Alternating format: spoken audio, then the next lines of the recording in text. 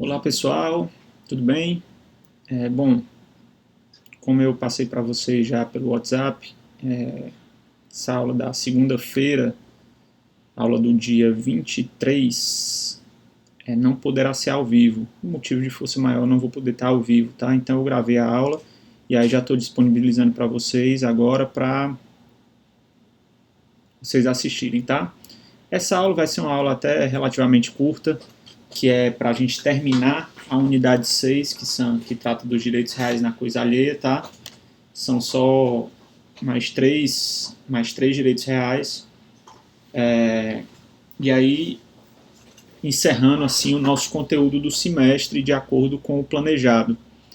Aí na nossa próxima aula, aula do dia 30, a gente faz uma revisãozinha para a V2, tá bom? Então vamos lá. Na última aula a gente falou dos direitos reais de garantia, né? Credor, penhor, hipoteca e anticrese. E agora a gente vai terminar tratando dos três últimos direitos reais previstos no Código Civil, que é a concessão de uso especial para fins de moradia, a concessão de direito real de uso e o direito de laje. Tá? A gente vai ver que é bem simples. E aí, terminando esse conteúdo, a gente encerra a aula que é a aula do dia da segunda-feira, dia 23. E aí, na outra segunda, como eu falei, a gente faz a revisão, tá bom? O material já mandei pelo WhatsApp e coloquei lá no Teams também, na aba arquivos, né? Tá lá. Esse vídeo ele vai estar no YouTube, né? E no Teams também.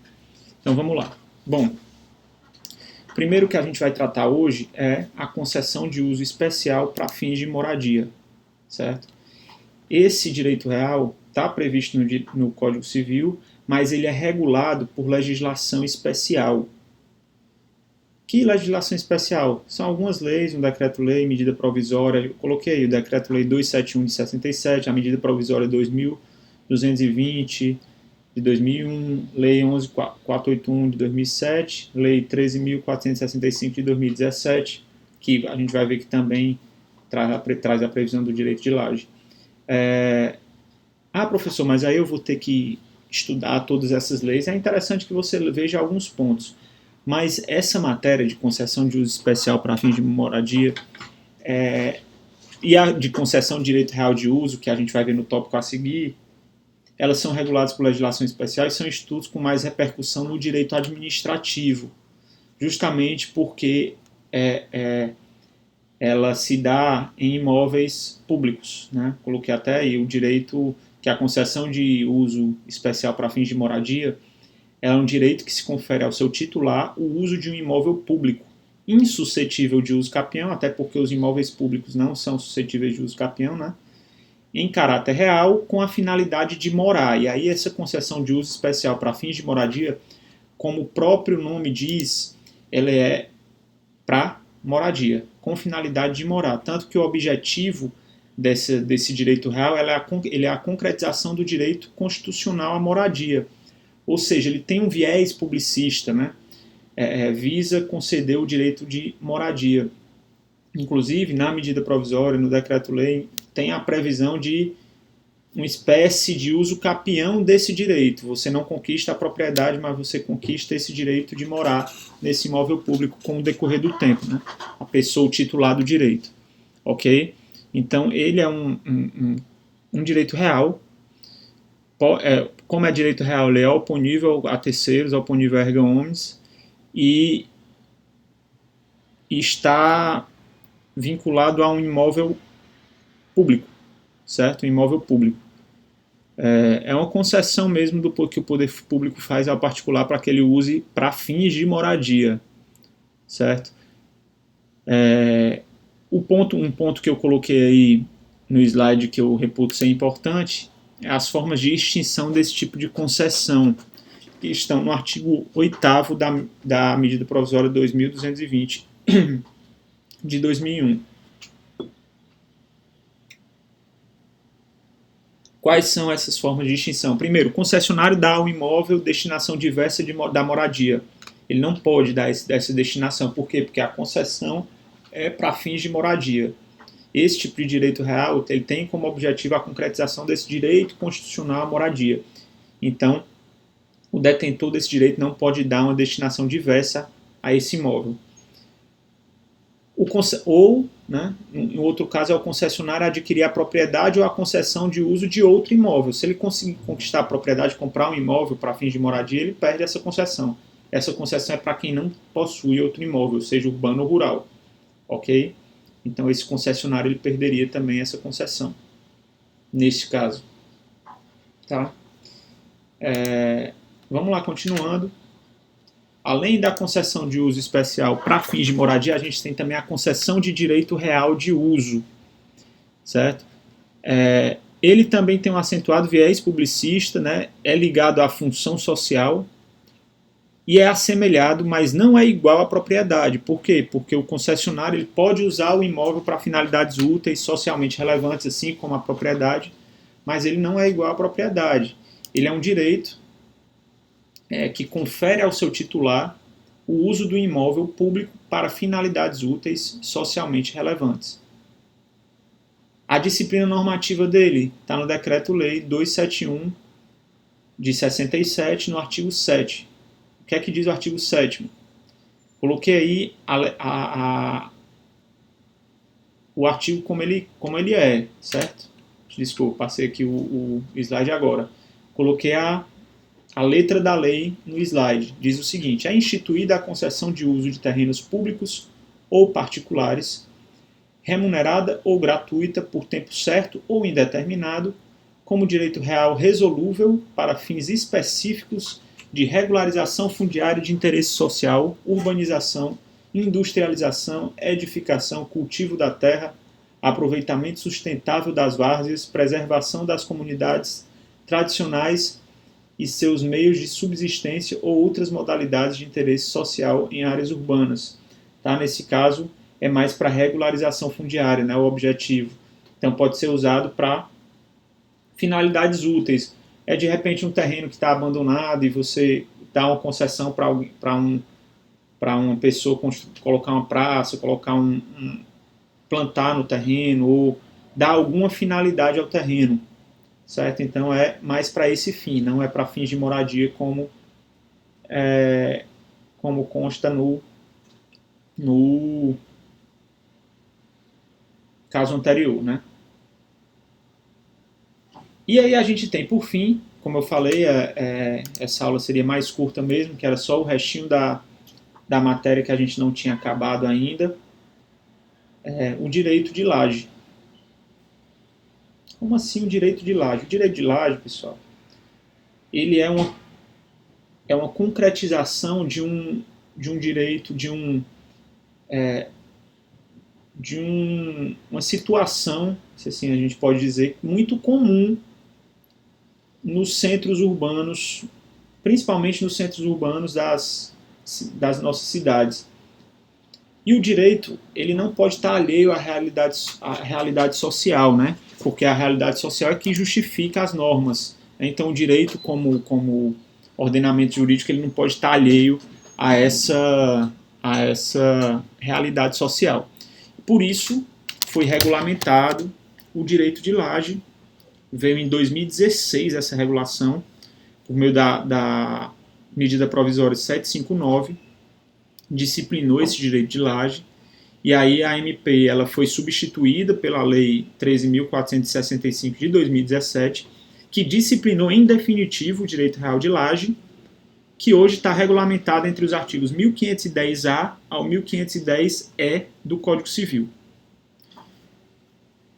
E o que é esse direito real de laje? Ele ocorre quando o proprietário do andar térreo cede o direito de uso e moradia para que um terceiro construa sua casa no andar de cima ou no subsolo. É mais comum no andar de cima, mas pode ocorrer no subsolo também. Isso está no parágrafo 1º do artigo 510A. Tá? Eu não coloquei aí a letra A no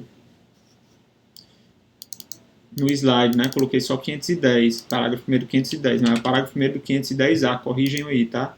e no outro subtópico, parágrafos 3º e 6º do 510A também. Tá? Então, é uma situação bastante frequente nos grandes centros urbanos, trata-se de uma sobreposição de moradias, certo? É o popular puxadinho. E aí passam a coexistir unidades imobiliárias autônomas de titularidades distintas situadas em uma mesma área. Ah, professor, nesse caso não seria um novo imóvel ali não, e aí com matrículas diferentes e com proprietários diferentes. Pode acontecer o desmembramento, se o proprietário do imóvel dominante decidir, né, desmembrar e vender realmente o domínio, a propriedade para outra pessoa, tudo bem. Mas pode acontecer só o direito de laje, ele ceder esse andar de cima para uma pessoa construir. Muitas vezes é o filho que constrói em cima da moradia do pai, ou irmãos fazem isso, enfim. E acaba instituindo esse direito de laje. O sujeito a quem esse direito de laje se vincula não deve ser considerado proprietário. Tá? Ele é apenas titular do direito real de laje, o que lhe dá o quê? Poderes similares ao do proprietário. Tá? São poderes similares, mas não são idênticos. A gente vai ver por quê. Primeiro vamos para o artigo 510A, para a gente ver direitinho o regramento do direito de laje. Certo? O artigo 510A diz o seguinte: o proprietário de uma construção base poderá ceder a superfície superior ou inferior de sua construção, a fim de que o titular da laje mantenha unidade distinta daquela originalmente construída sobre o solo. E o artigo 510A, parágrafo único, parágrafo 1º, diz que o direito real de laje contempla o espaço aéreo ou subsolo de terrenos públicos ou privados tomados em projeção vertical como unidade imobiliária autônoma, não contemplando as demais áreas edificadas ou não pertencentes ao proprietário da construção base.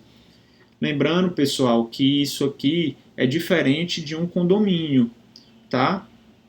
Condomínio é quando existem duas propriedades ali diversas, tá? Ou copropriedade com áreas comuns, né? Uma copropriedade com áreas comuns. Aqui é direito de laje, ou seja, é uma cessão ali, ele cede o direito da pessoa usar aquilo ali, e pode-se documentar isso, e isso vira um direito real. Isso significa o quê? O que está nos parágrafos 3º e 6º do artigo 1510A, que diz o seguinte: parágrafo 3º, os titulares da laje, unidade imobiliária autônoma constituída em matrícula própria, poderão dela usar, gozar e dispor. E o parágrafo 6º diz que o titular da laje poderá ceder a superfície de sua construção para a instituição de um sucessivo direito real de laje, desde que haja autorização expressa dos titulares da construção base e das demais lajes, respeitadas as posturas edilícias e urbanísticas vigentes. Ou seja, o titular do direito real de laje pode ceder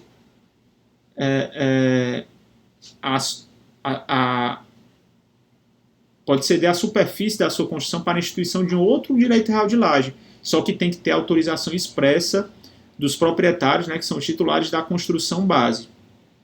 Ok? Além disso,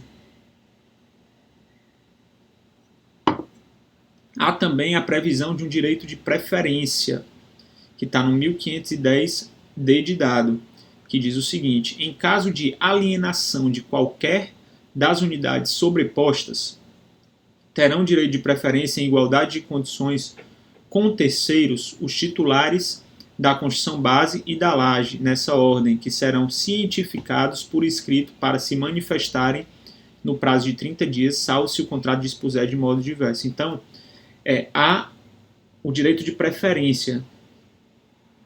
Se o titular da laje, do direito de laje, quiser ceder, né, o seu direito, quiser alienar, o proprietário da construção base tem preferência, e depois dele o titular do direito de laje do mesmo imóvel, se tiver mais de um direito de laje, pode acontecer, ok? Não existe isso. E tem também o parágrafo 1º que diz que o titular da construção base ou da laje a quem não se der conhecimento da alienação poderá, mediante depósito do respectivo preço, haver para si a parte alienada a terceiros, se o requerer no prazo decadencial de 180 dias contado da data da alienação. Ou seja, se eu tenho o proprietário da construção base e um titular do direito de laje do puxadinho, né, entre aspas, acima. Se ele ceder esse direito, alienar esse direito para outra pessoa e não comunicar ao titular da Constituição Base, né, a quem ele deveria comunicar para exercer ou não o direito de preferência, esse titular da Constituição Base tem 180 dias contados da data da alienação para depositar o respectivo preço e haver para si a parte alienada. Certo? E se ele não fizer isso em 180 dias? Decadência, o prazo é decadencial, tá? Porque é um direito potestativo desse titular da Constituição Base. Ok? A gente tem também o parágrafo 2º, se houver mais de uma laje, terá preferência sucessivamente o titular das lajes ascendentes e o titular das lajes descendentes, né? Quando tem mais de uma laje, vai chamando as ascendentes. E aí é importante que vocês deem uma lida em todos esses artigos, tá? Do 1510A ao 1510E. Ok? Eu só falei alguns dos principais, mas fala aí de algumas coisas sobre responsabilidade, é bom dar uma lida, porque costuma cair em provas, e como eu disse, eu falo de um apanhado geral, não dá pra gente sair lendo artigo por artigo, até porque fica uma aula chata, e a gente não precisa, porque vocês têm o código aí também. Ok?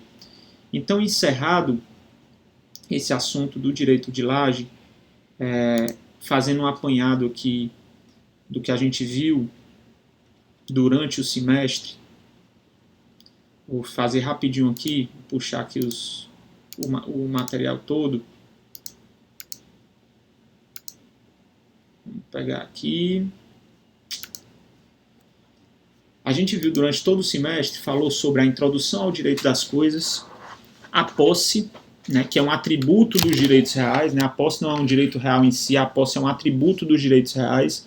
E aí dentro de posse a gente falou de detenção, posse de direitos, classificação da posse, composse, aquisição da posse, quem pode adquirir, modos de perda da posse, efeitos da posse.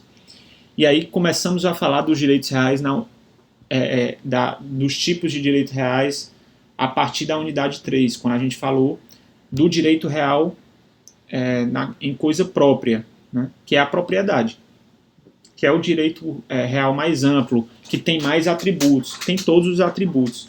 Falou do conceito, da extensão, da aquisição da propriedade, né, falamos de uso capião, registro imobiliário, acessão, ocupação, achado, confusão, comissão, perda da propriedade.